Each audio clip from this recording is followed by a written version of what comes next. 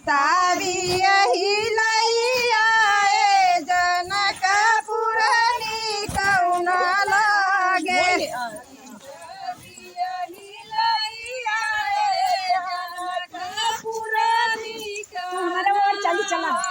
रामा के माथे तिलक भला सोहै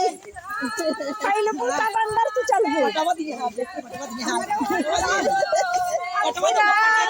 के माथे तिलक भला सोहै रामा के माथे तिलक भला सोहै सीता के सोहै से धुरवा जनकपुर निकन लागे सीता के सोहै से धुरवा जनकपुर निकन लागे सीता के सोहै से धुरवा जनकपुर निकन लागे सीता के सोहै से धुरवा जनकपुर निकन लागे सीता बियही लैया जनकपुर निकन लागे सीता बियही लैया जनकपुर निकन लागे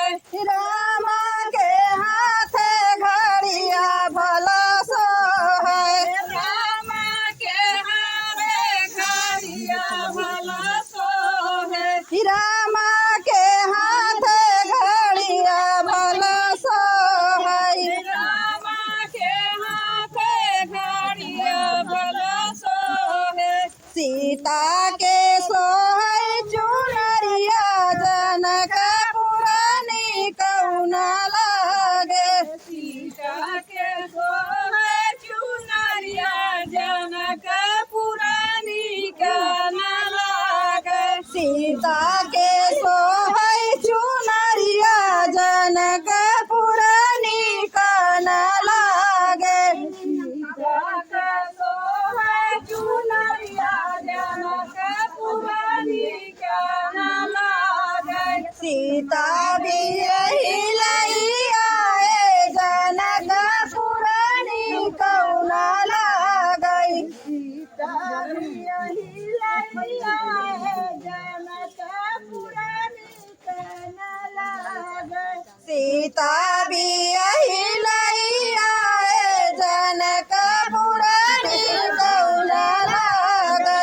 सीता बियही लैया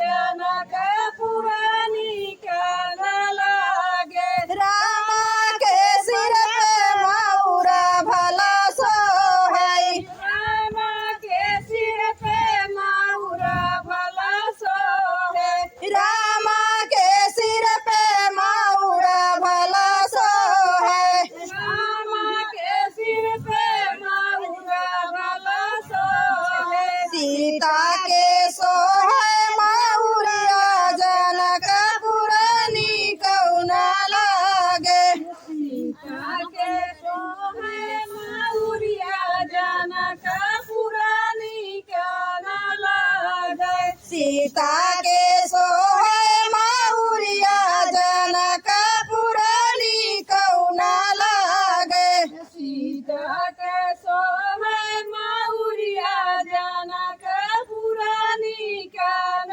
लागे सीता बियही लैया जनकपुर निकन लागे सीता बियही लैया जनकपुर निकन लागे रामा के पैरों में ओ जूता सोहै रामा के पैरों में ओ जूता सोहै रामा के पैरों में ओ जूता सोहै